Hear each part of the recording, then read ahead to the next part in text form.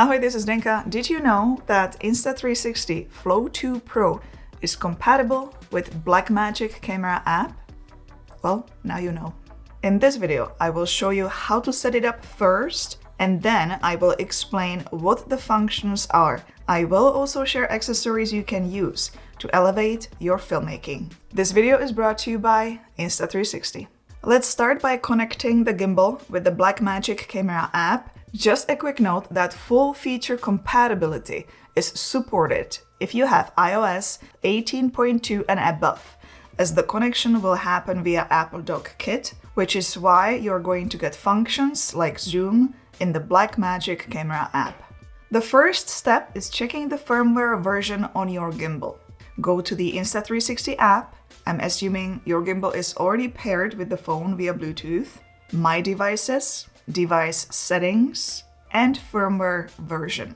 If you see anything below this version, just follow the update instructions. In the Insta360 app, go to the gimbal setting and make sure Apple Dock Kit is turned on. All that is left to do is detach the phone and bring your phone very close to the NFC. The sensor on the phone is located at the top of the phone besides the cameras.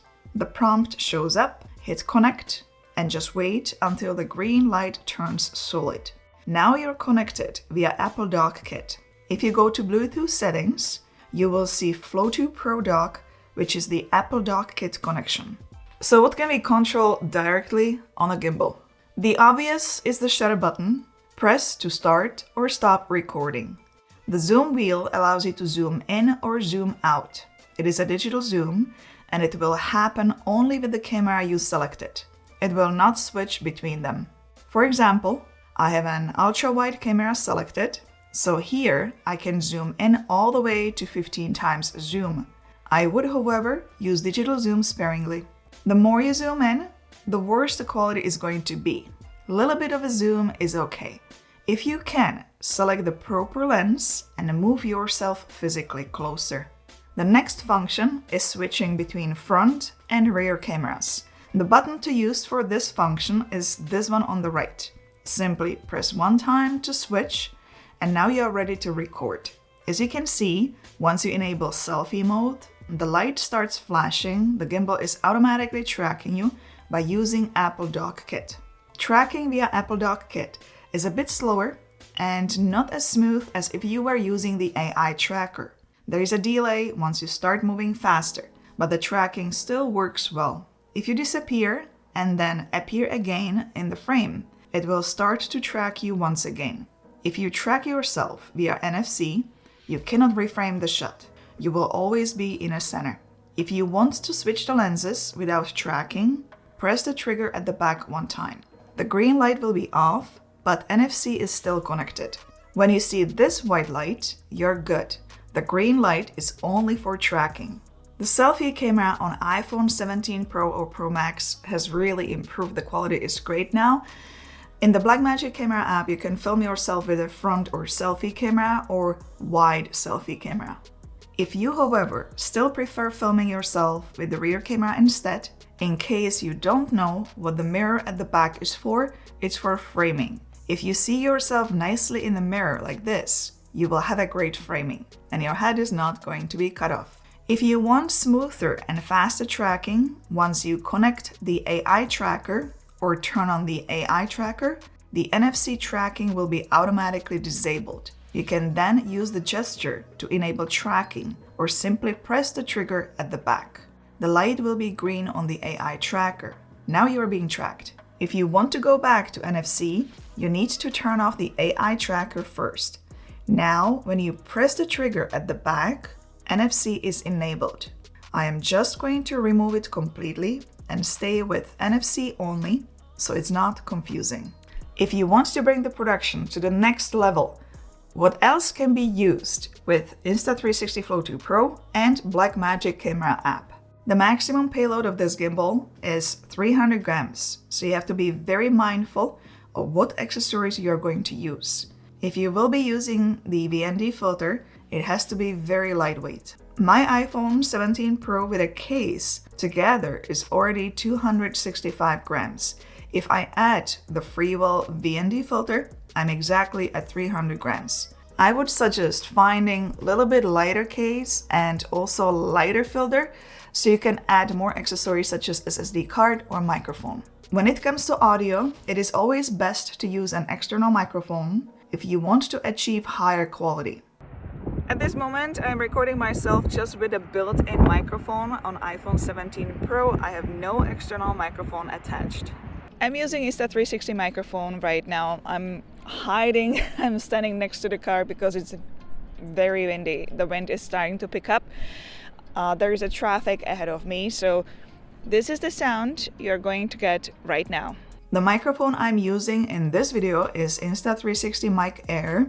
This microphone also works directly with other Insta360 products such as Ace Pro 2 or X5 camera.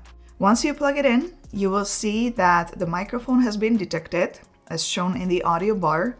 One advantage is that this microphone also has a built-in remote. So if you are further away from the phone, you can press to start or stop recording. If you are in a noisy environment, you can enable denoise by pressing the button 2 times. The sound will be much better. I'm in the middle of the city. There's a traffic next to me, the cars are driving by, and as you can see, I'm really close to my car just because the wind is starting to pick up. I'm trying to block it as much as I can. If you prefer saving the files to an SSD card, I like to use this one, Z791C. It has 2 terabytes of storage, and you can also use it with a microphone. You just plug in the receiver right here. As you can see in the Blackmagic Camera App, the audio is working, as you can see the audio bar. How do you select in Blackmagic Camera App where you want to save the clips? Go to Settings and select the Media page. Here you can select if you want to save clips only in app and photo library. That will take obviously a lot of storage because one copy of the files will be in the app and the second copy of the files will be in your phone's library. The last option is Files. Let's go there. Under the browser page, you will be able to see locations. The SSD card is the last one. It is a Z drive. When you go there, you can select the preferred folder where you want your videos to be saved. Once you're done filming, you just take the SSD card, plug it into your computer, and you're ready to start editing. Vlog time. Let me show you how you actually use the Blackmagic Camera App with Insta360 Flow 2 Pro. Lots has changed since I filmed the little sequence of today's tutorial where I was testing the microphone. As you can tell behind me, there's a lot of snow. And we are right now in polar vortex. So basically we are getting tons of crazy weather. We just had a major snowstorm. Today, this morning was -13. Now it's about -10, I'd say. I also broke this morning part of my car. I'll show you. This. It simply snapped. How did that happen? So I was trying to open the doors, which now you can see that it is working.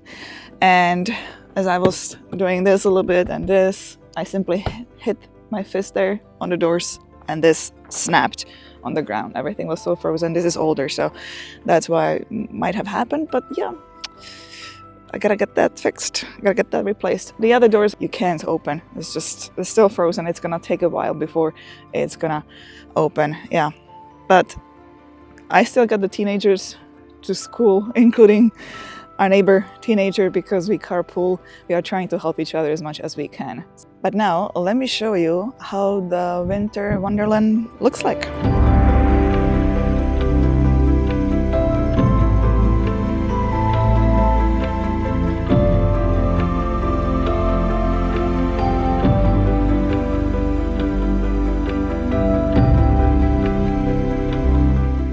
Well, how much snow did we get?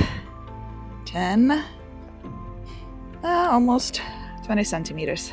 Having a gimbal is a must when you're filming in a lot of snow, because every step you're gonna make is just gonna be wobbly. You're gonna literally fall through, go down into the deep snow. So sometimes in the footage you might see a little bit of movement like that. It's not because of the gimbal, it's because it's literally me walking in a deep snow. But the gimbal really helps a lot to stabilize the footage.